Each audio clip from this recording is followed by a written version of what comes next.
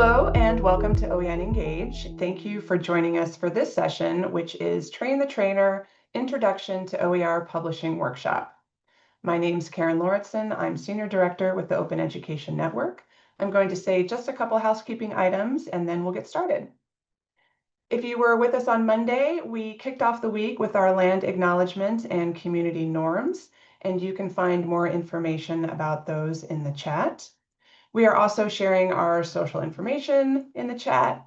And so if you'd like to join us on those channels, please do.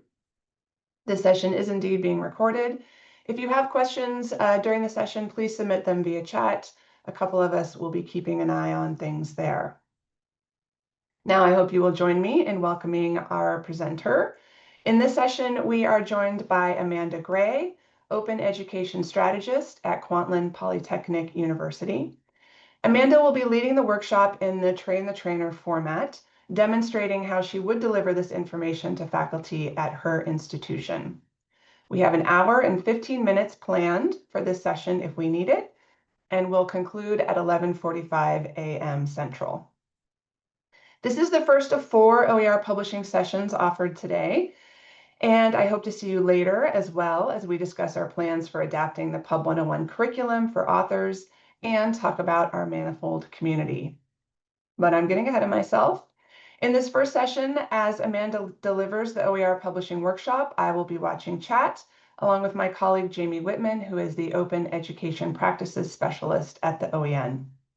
Please feel free to ask questions as we go, and Amanda can break character and we can talk together about what to consider when delivering this workshop. I'm going to hand things over to Amanda. Thank you so much, Amanda. So glad you're here. No problem. Happy to be here. If you are looking at the presentation notes, everywhere in the notes where there is a square bracket with bolded text, that is my asides, where I'm speaking to you as delivering this workshop. So as Karen already said, my name's Amanda Gray. I'm the Open Education Strategist at Kwantlen Polytechnic. I'm a member of the OEN Publishing Advisory Committee, and they asked me to deliver this presentation. Let me see, Karen already said some of what I was gonna say here, so let me scan to figure out. Okay, so full disclosure, I was invited to present this presentation to y'all, but have not actually delivered it myself before. This is a brand new presentation. So if you have any feedback, suggestions, or want to share existing strategies that you have, please feel free to put them in the chat and the OEN will take that feedback. If you have any questions, please plop them into the chat. I'll try to answer as we go along. Someone will be looking at the chat and letting me know if there are any questions. And there will be time at the end for questions as well. So let's get started. So we already heard the OEN territorial acknowledgement, but I want to give one for me myself. So KPU's 5 different campuses are physically located on the unceded traditional and ancestral First Nations territories of the Musqueam, Katzie, Semiahmoo, Tawasin, Kikite, and Coquitlam, and with the lands of the Kwantlen First Nation, which gifted its name to this university. We're living, working, and playing on lands that these First Nations peoples have a deep connection to, they have a relationship with, and they feel responsibility for. For over 150 years, First Nations peoples in BC have been deprived of their land, and the way that they've been treated by settlers and the government ever since has resulted in inequality between First Nations peoples and the descendants of settlers who have been profiting off of the land ever since that time. And addressing inequality is one of the primary driving motivations for people who are engaged in open education work and open ed practices, such as using OERs. And this can be a significant tool for improving equity and empowering our students. I do also want to acknowledge that there can sometimes be conflict between Indigenous traditional knowledge that sometimes reserves knowledge for specific peoples and situations, and open education, which tries to share knowledge as widely as possible. And when Indigenous knowledge keeping intersects with open education, we need to make sure we're engaging thoughtfully and respectfully. And I want to highlight in particular the work that's been done by Kayla Larson at UBC on the 6 Rs of Indigenous OERs that provide excellent guidance for that work. And I hope that our work here at KPU will have a positive effect on our Indigenous students and on the wider Indigenous community. So here is the agenda for this session. This presentation covers what problems are we trying to address, what are open textbooks, how they address those problems, and then lastly, why would I write an open textbook? I want to start by giving you a little bit more information about the Open Education Network, who exactly is in our network, and our goals as well as our values. We are not a vendor. We're a diverse network of higher ed institutions working together to make higher education more affordable, equitable, and accessible. We represent over 1,800 member campuses across the United States and now growing throughout the world who strive to make higher ed more open. So when giving this presentation here, you might want to talk about the OEN specifically in your region or state. For example, if I was still doing this at my university, I would talk a little bit more about OEN representation in Canada specifically. I'm very pleased to be here and have a chance to speak with you about issues that I think concern us all. When I think about the value and goals of higher education, I see a vehicle to unleash human potential, to help our students become both knowledgeable and skillful, to become good global and good local citizens. I see a vehicle that has the potential to deliver us from social inequality. However, I also see that far too often higher education is structured in a way that only serves to reinforce social inequality. Barriers to affordability, access, and inclusion exist in education, and that's what drives us here at the OEN. And the Universal Declaration of Human Rights states that higher education shall be equally accessible to all. So our vision at the OEN is to be one of the many players in helping the United Nations achieve one of these universal declarations of human rights, that higher education shall be equally accessible to all. But unfortunately, as I said previously, we know that equal access to education is hindered by many barriers, and the first of which is affordability. So I Side note. So I did not customize this slide, but in the slide notes, you'll see a spreadsheet from the SHEEO, which has the percentage of tuition that students have to pay. So this is something that you would update for your own region or state to demonstrate that tuition costs have risen alarmingly. And then same with this one here, you would want to Google your own cost of attendance. Most institutions are required to post that somewhere. So this is a screenshot that I took from KPU's website with when they're predicting how much money students have to pay. So back to the presentation. So when we talk about access to higher education, we have to acknowledge that college is expensive, and that alone makes it less accessible for many. These are the major expense categories for students. Which one do you think we're going to talk about the most today? Let me pull up the chat so I can. Note takers on that softball textbook. Yes. Yes, textbook costs. That's what we're gonna talk about. So textbook costs affect students financially, but they also have a tremendous effect academically. We know that not purchasing a required textbook will have an academic impact. The cost of textbooks is impacting students' choices. From March through May 2022, more than 13,000 students from Florida's public colleges and universities participated in a 2022 student textbook and instructional materials survey conducted by the Florida Virtual Campus. Previous surveys were conducted in 2018, 2016, 2012, and 2010. So, as in those past surveys, students were asked how the cost of textbooks and instructional materials affects their educational experience. They were also asked about purchasing behavior, study aids, fee based inclusive access programs, and online educational resources. So, you can see the results on the slide, what the 2022 study found. But there are other educational equity issues outside of affordability that affect students' academic performance and classroom experience. We've talked a little bit about students having to shoulder the burden of tuition costs and textbook costs, as well as the academic impact those barriers have on students. But I want us to consider, for example, the psychological messages we send to students in terms of who belongs and who does not belong based on the need to pay expensive tuition and buy a $100 textbook that likely does not reflect the face that looks like theirs. These financial barriers and inability to see themselves in the curriculum can have a direct impact on students' sense of belonging, particularly those who come from historically marginalized backgrounds. These students may feel like they aren't being seen in the classroom.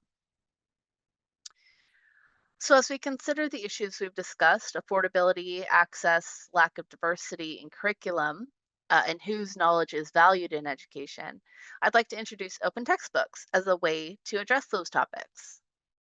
So, before I go into open textbooks, what they are, and how they're helpful, I want to be clear that open textbooks are just one of many solutions to the challenges that we just talked about.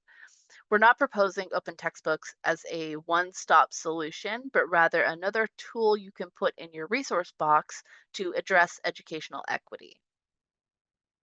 So, what are open textbooks? Open textbooks are one type of open educational resource, or OER. They are a solution, not the solution, but a solution because they are licensed to be free forever and they need to be downloaded only once to be used freely thereafter. So let's see what the business model looks like for these open textbooks. The model on the left represents how we assume all publishing happens. A publisher invests in publishing a textbook. Students buy the book. The publisher makes its money back and a profit. The publisher pays royalties to the author, typically a single digit percentage of what the publisher made. But there's another model over on the right. A college or university uh, publishes a textbook and they might put out an RFP to their faculty. Part of the funding is paying faculty up front for their efforts. At times, especially early in the open movement, funding came to institutions from the outside, so from foundations, government, consortia, but they are increasingly deciding to self fund these efforts. So, this model, uh, oh, where am I? There we go. So, this model allows the textbook to be free and available to be freely shared, copied, etc.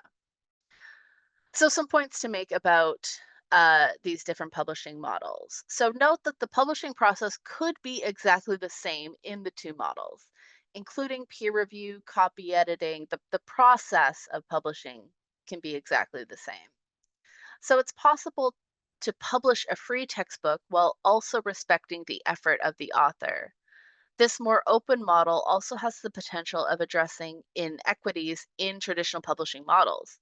Whose stories are told, who gets to tell those stories, in which a more diverse audience has the potential to contribute to the content creation process while also enhancing the diversity of gatekeepers to information. So, in a time when there is, for example, growing legislation to ban educators from talking about certain topics, traditional textbook publishers feel pressure to bend to these bans. So, this has led to some books published by major publishers that focus only on certain stories or historical narratives, thus diluting the content and adulterating the educational experience that students could have. A more open publishing model invites more players to the process and broadens the gatekeeping process in a more democratic way. Going back to Lambert's third social justice principle applied to open education, representational justice, this gets at who gets to tell those stories.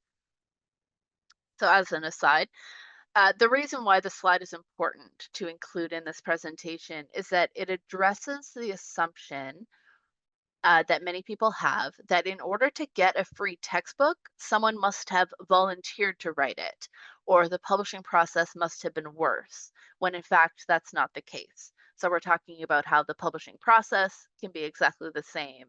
And we're also addressing the fact that in both models, the authors can get paid for their work.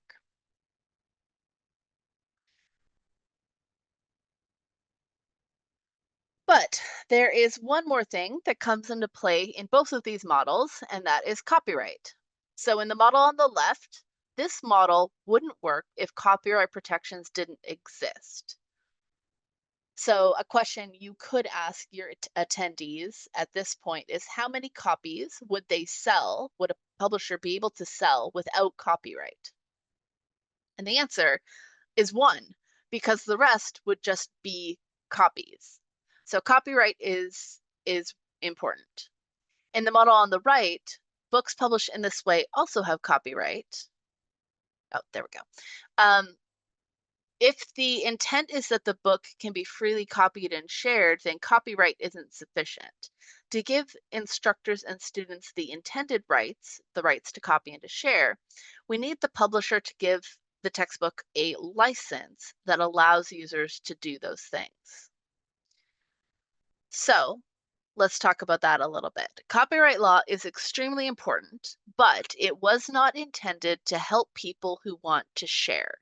So that's why it isn't sufficient in the open model. That is where the Creative Commons comes in.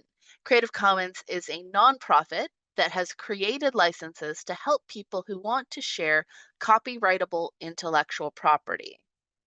So when you see this symbol on a work, it means that the creator of the work intends the work to be freely used and shared. So going back to the publishing model, the last thing that this model needs in order to work is that CC license. So the license is on the book directly. These are the 4 license components of Creative Commons licensing. So we have CC BY, which is attribution, CC non-commercial, CC share alike, CC no derivative.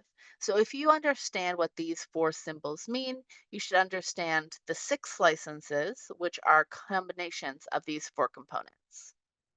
So side note, so you can talk about how these terms can be combined, maybe interact with the audience a little bit about what they can and can't do depending on the symbols. Um, and then you might want to recommend for people that want to do a really deep dive one of the Creative Commons certificates. So Creative Commons grants the ability to update content, customize content, and improve content. So the licensing means that you can copy, share, edit, mix, keep, or use. And this is where we see how open textbooks and open practices address some of the issues earlier: affordability, culturally, inclusive curriculum, etc. So when we enable users to engage with the content in many ways through this licensing, we get closer to achieving more equitable learning outcomes. However, we need to be careful not to conflate affordability initiatives with open. They are 2 separate things. Okay. So now that we know what the problem is and how OER can be a potential solution, we've come to the final section: why write an open textbook? So while writing a textbook is hard, there are a lot of rewards, including you are able to create a book customized for your course. Students have access to the book from day 1 forever. Students appreciate that they don't have to buy a book, and then your book has the potential to make an impact in the field. So I'm going to go a little bit more in depth into each one. So while we talk a lot about affordability for students as a benefit of OER, the instructor ability to create a customized book is, in my opinion, the greatest benefit for faculty. So when you are creating an OER, you're able to create a customized book that reflects your expertise. It gives you the chance to highlight what you think is most important about a topic, what you think that students need to focus on. It also allows you to design the content around your learning objectives so you can focus on what matters. I think we've probably all been in a situation where we're using a textbook where we don't need all of the chapters, or we bounce around in order to match uh, the order that we cover topics in our course. So the ability to design the content around your course is a massive benefit. And that's the third one there, is to have your book align with your syllabus and have the content presented in the same order that you talk about them with your students. You can also easily update out of date content as things change, or as new legislation comes in, depending on your field. It's very easy to update an OER because you have control over it. And then lastly, you're also able to feature local examples. So you can select case studies students may have firsthand experience with, or use more regional examples. So I've got a little bit of research here. The bulk of previous research on students' perceptions of OER have lacked a control group of students rating traditional textbooks. So, one study found that students assigned open textbooks were almost twice as likely to report using their textbook. They use them more frequently for more time per week overall. Students assigned open textbooks also perceived a greater degree of overlap between the book, the lecture, and quiz material than students assigned traditional textbooks. And finally, they also found that ratings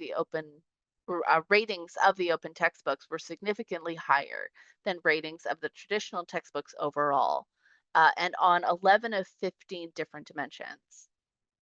It found few differences in the online and classroom students, suggesting that both groups experienced similar benefits of open textbooks. So, what these findings demonstrate is that replacing traditional textbooks with open textbooks may help to offset some of the financial hardships students face while improving students' engagement and satisfaction with their assigned textbook. As I said, we focus a lot on affordability of open textbooks, but here are some other advantages for students.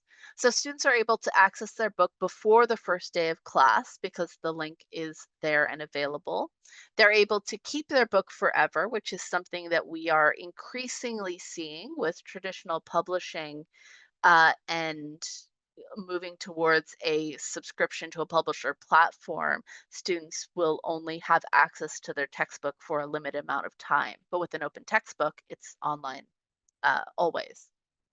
Uh, they can read the book without an access code, and of course, they can use the book without cost.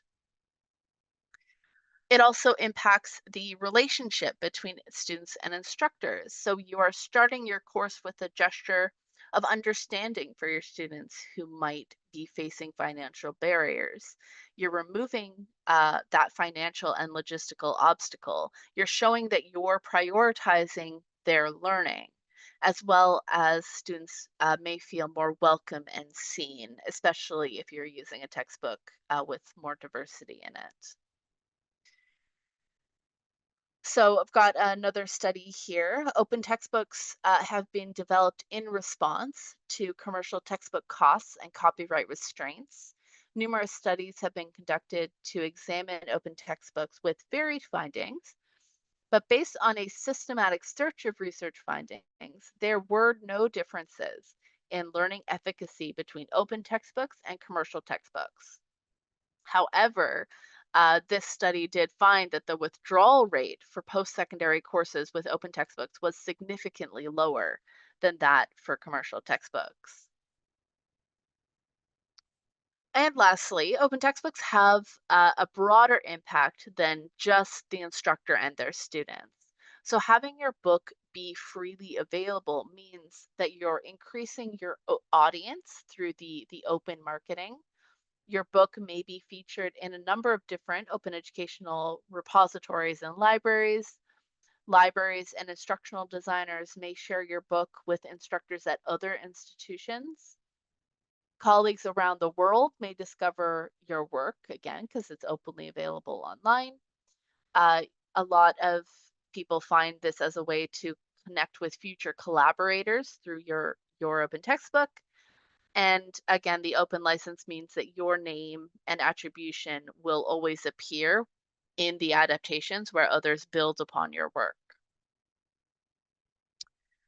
So here's a quote from a reviewer about the value of the work and how it can be applied in the classroom. So they used a seminar. This Sorry, on the left is a screenshot from the book showing what that looked like, and on the right is the quote. I've got another study here about the academic impact. So this article reports the results of a large-scale study regarding the impact of course-level faculty adoption of OER. Those courses that adopted OER saw a significant positive grade increase and a significant decrease in grades earned of DF and withdrawals. So that's the DFW rate on the far right. Earlier in the presentation, we discussed students' sense of belonging, racial gaps of enrollment and retention as educational equity issues. So we can see here how the use of OER addresses some of these issues in a profound way by helping us move closer to achieving educational equity in that access to course materials is broadened.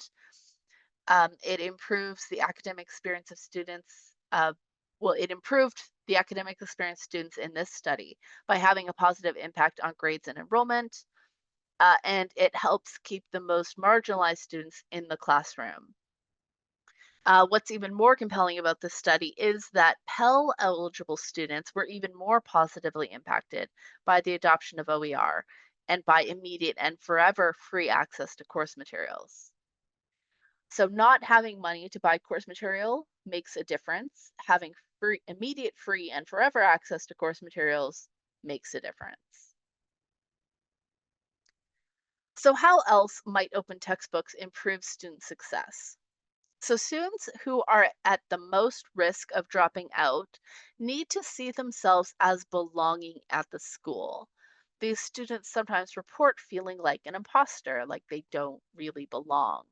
And even small barriers, if they're already feeling that way, even small barriers can be enough to cause them to leave. So let's look at some ways that open textbooks might be able to help remove some of those barriers and help make students feel like they belong. So here are 4 ways in which open education can improve student success through the ability to customize curriculum, through the ability to contextualize curriculum, and by making curriculum more inclusive, by acknowledging systemic issues within the curriculum. So on the left, so as an example of content customization, on the left we can see an open textbook for a low-level statistics course. And then over on the right, we can see a derivative of the textbook, which includes the content specific to learning statistics with spreadsheet. So this is an example of customizing the content of an open textbook to meet the specific content needs of students in that course. As an example of contextualization, so on the left is an open textbook created at Rice University by OpenStax, and on the right is a derivative of that textbook made by BC Campus, a Canadian edition. So here you might want to ask the participants what might the difference be between the left book and the right book? What would be different about a Canadian version of a textbook? So Canadian students shouldn't have to learn sociology in the US context. By making a Canadian edition, it allows students to learn within a context that they're familiar with.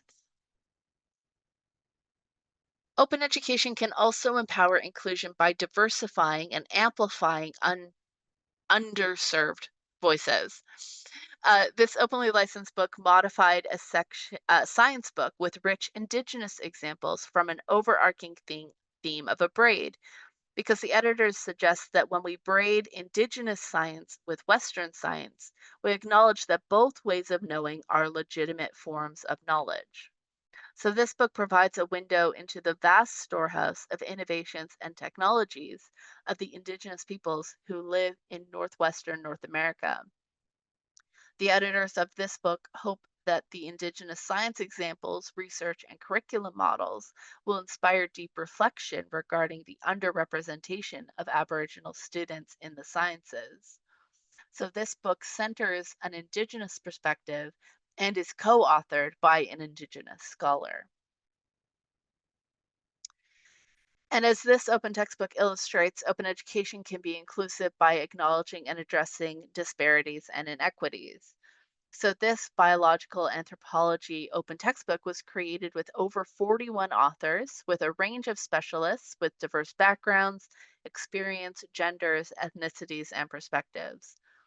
So, these authors were motivated to create a learning resource that supports the goal of social justice in higher education. These author anthropologists felt that we must understand cultural difference from the insider's perspective rather than from our own perspective, and refrain from passing judgment on others' cultural behaviors and worldviews. And the collaboratively created book reflects that belief. Robin DeRosa sums up the many benefits of open education when she says open textbooks save money, which matters deeply to our students, but they can also create a new relationship between learners and course content. And if teachers choose to acknowledge and enable this, it can have a profound effect on the whole fabric of the course. So, what do we need to know before getting into writing an open textbook? I think one of the biggest ones is you don't have to figure it out alone. There is a lot of supports and services available uh, for authors writing an open textbook, as well as don't start with the tool or platform. Instead, reflect on what you want students to experience with your book. Some other tips are that it's best to consider accessibility and inclusivity at the start of the project. And keeping in mind that the open license has implications for you and your work both now and in the future. So here's a quote from an instructor about how they navigated choosing what license to put on their open textbook. Um, and then you might want to, as an aside, you might want to swap this out with a testimonial or example from your own institution, uh, from someone who's created an OER. So once you've created your OER, you'll need some way of sharing it out to others. And the Open Textbook Library at the OEN is the perfect place for that. There's a few criteria for a textbook to be included in the Open Textbook Library. So all content must be openly licensed. It must be a complete textbook, must be in use at multiple higher education institutions, and it must be an original book. And there's the link there for more information about that. You may also want to preview the support your program is offering authors. So here is a space where you can talk about who they can get in contact with. You could also provide information about what funding, copyright, copy editing, project management support, graphic design, or peer review, what support is available for them at your institution. And that is the end of this presentation. So you would end by asking if your audience has any questions. So um, I'll keep going for now just to finish the slide deck, but when I'm done, we'll open this up to questions from you guys. Uh, so here's the suggested citation. If you are going to use this presentation, here's how you can cite it. The deck is available under a CC BY license. And thank you so much. Thank you very much, Amanda. It was really great to experience the presentation firsthand and hear all of your sides about how to roll out this information. And while you mentioned at the start that you have not used this presentation in your program, you do, of course, have a wealth of experience. I'm just going to drop a link in the chat of the catalog of open textbooks that have been published through KPU. So Amanda does have a ton of firsthand knowledge of what is involved working with faculty and instructors and other authors. So Jamie has been watching the chat. There's been a lot of discussion. Thank you all for putting in your comments and offering additional support to people in the call. I am not sure if I've seen any questions come in for Amanda. Jamie, have we missed anything or some discussion points we might want to cover? Not there have been any specific questions, but lots of really good discussion around inclusive access programs who use terms like day one access or first day, and that can sometimes be conflated with OER and the access that OER can give faculty members, right, where their students are also not having to wait around for class materials or course materials. Also thinking about work for hires, whether OER would fall under that at your specific institution. So really understanding the different policies that go on at your institution. And those are things I think you could potentially weave into this presentation if you were giving it at your own institutions or your own systems or states, where you could put these sort of maybe pain points that faculty might have or some harder questions that might come up. Those are all different areas I think that could bring up. So no specific questions, but lots of really good comments and ideas for suggestions for the slide deck. Thank you. Let's see, it looks like some questions may be coming in now. So let's see, going back to the two comparison models at the beginning of the presentation, other than money, what do authors gain from working with traditional publishers? So what to do for authors would not prefer that route? You just mentioned at the end of presentation, editing support from an institution is one of them. And so I think there are probably several people in this call who may be able to answer that question. Feel free to unmute if you prefer to just talk through your firsthand experience. But I would say that editorial design and production services are one of the benefits that commercial publishers typically offer that may or may not be offered in a local publishing program, depending on the resources available. Or other thoughts? I think in addition to money the authors getting from traditional publishing, which, by the way, this might be something you want to talk about, is not as much money as people think there is in traditional publishing. Um, I'm trying to dust off my library scholarly communications knowledge. I think the other big draw for faculty to publish traditionally is just that's the way that their discipline works. That's how they are perceived as credible by publishing in credible journals, and so that is another benefit that authors feel like they might get from going with a traditionally published. It's just that's the way that it's done in their field, and that's how they gain their reputation. So if that's the case at your institution, I think there's definitely an argument to be made against that. Like I said, we had that slide near the end that was talking about the global impact, and um, yeah. Yeah, like many things, it's usually left to the author or the creator to market the work.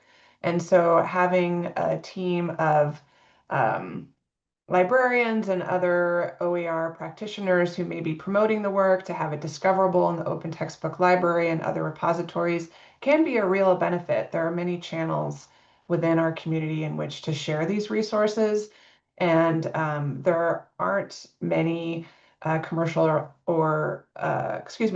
textbook publishers who are actively marketing works, except for, I would say, the very elite. You know, I worked with a faculty member many years ago who published a work on data science, and his textbook was very successful. But that was because it was just at the right time when data science was exploding as a subject. But I think the majority of authors are, they're not funding their children's college education, as one person said they once dreamed to do through publishing a textbook. They might be funding a modest weekend away. So there may be some other people in here who have more specifics and want to contribute to that. So I'll pause and see if anyone would like to chime in.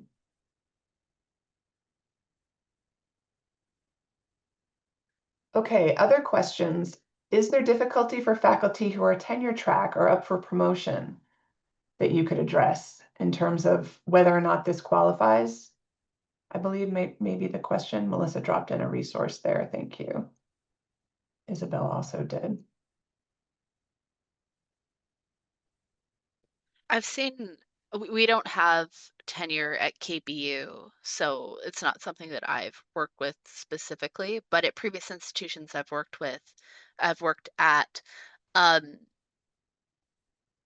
there are definitely arguments to be made that publishing an OER can contribute towards tenure because it's again, it's scholarly communication, it's publishing your research. So I think in that case, it's possible. It might just have to be worded a little bit differently to match whatever the tenure at your institution cares tracks. Um, so it's possible. You just have to make sure you're using the right language. Yeah, and it may be an opportunity for advocacy. We recently published a story on our blog about a faculty member who published an open textbook using the KEDI tool. And through that experience, he was really able to advocate within his political science department for OERs being part of their tenure and promotion process. So I can drop a link to that story into the chat. But I think that those firsthand experiences really go far in moving the dial on things like that. And then Amy mentioned that she learned about a community college in Idaho that holds back $500 per creation grant to compensate for maintenance updates after the book has been taught for 4 semesters. So that's new and interesting model. So sorry, I jumped from OER and tenure and promotion to the next question, which is, are there examples of institutions that provide support for peer review and ongoing maintenance? Great questions. We do talk about that a little bit in the Pub 101 curriculum. So I can also look for those links. I see there's a lot of discussion here. Jamie, maybe I'll hand it to you while I go look for those links and see if there's anything we can talk about as a group. Yeah, sure. I did put the link to the blog post with Alex Oh, thank you. in the chat. Okay. Peer review of open textbooks is always a struggle. And the struggle is usually finding people to peer review and not having a ton of ways to compensate people for their peer review. So I've been doing OER publishing and supporting it in various ways for about 6 years now. I've seen a couple different institutions that try to do peer review or try to get something set up, and it's currently none of them have been sustainable. So I think that's something that we definitely have to keep working on. One thing that I recommend and we do often here at KPU is we will do a trial or a pilot of a textbook and then open it up to the faculty using it in their class for 1 semester. But the faculty member will also usually share the link with other instructors in their discipline for them to use it as well and gain some feedback. So not quite peer review, but still getting some more input and feedback on the work and some chances to make edits before publishing it officially. So it's not peer review, but it's the closest we can get at this point.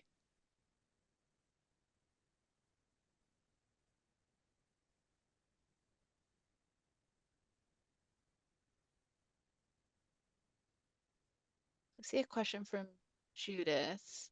You mentioned that OER can counter the trend in traditional publishing to bend to external pressures and move away from works relating to representational justice. However, at least in some institutions, faculty are increasingly worried about being targeted because of the content of their existing, already or soon to be published OER. Any thoughts on how that could be addressed in a presentation? Ooh, that's a good question. Yeah, that's really tough. And that's the kind of thing that we'll be talking about on Friday at our Cultivating Community in Times of Uncertainty discussion. I don't know if there's anyone here who would like to share their experience in those conversations. I know there may be a couple of you who've been in this situation.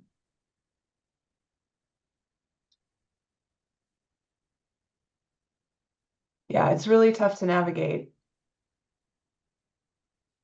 Really tough.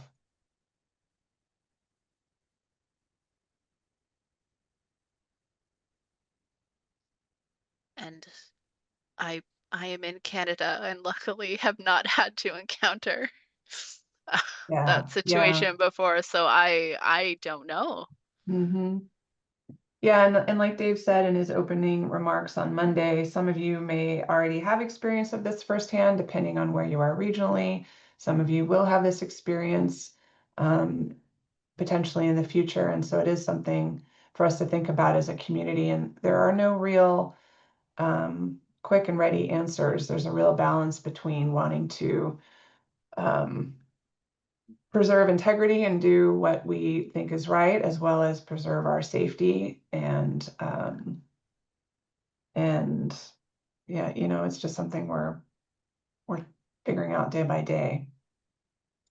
So I do encourage you, if this is on your mind, please join us on Friday, because we'll have some specific examples of what your colleagues have already confronted and how they worked through those examples locally. And so that could give us additional ideas on how to handle situations like this.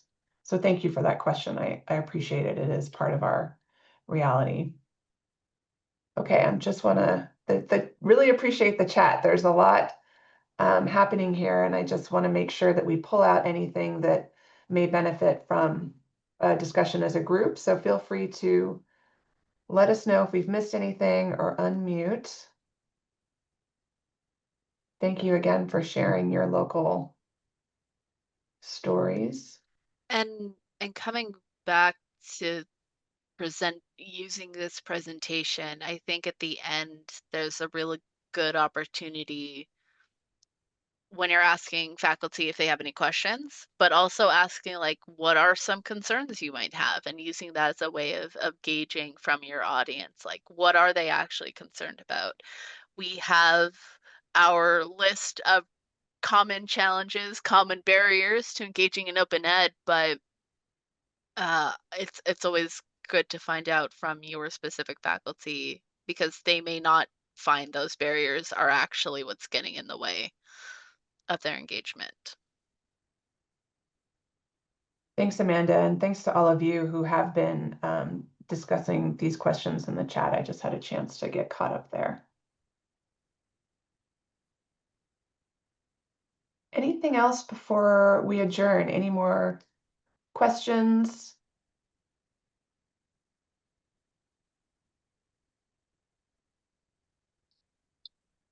Okay, I'd just like to say again how much I really appreciate everybody's discussion in the chat and all of the insight and experience that you're sharing. I also deeply appreciate you, Amanda. Thank you so much for presenting with us today and sharing your expertise with us.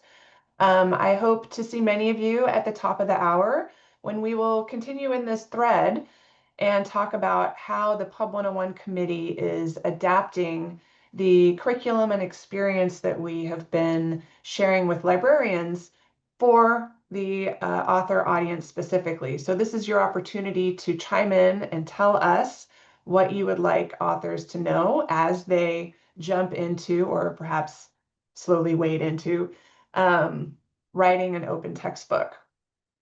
So indeed, this session has been recorded and it will be shared with you via email and posted to the community hubs community hub singular, in the coming weeks. and the slides and transcripts will be linked from that. Thank you again, Amanda, and everyone for joining us. Look forward to seeing you all again soon. Take care.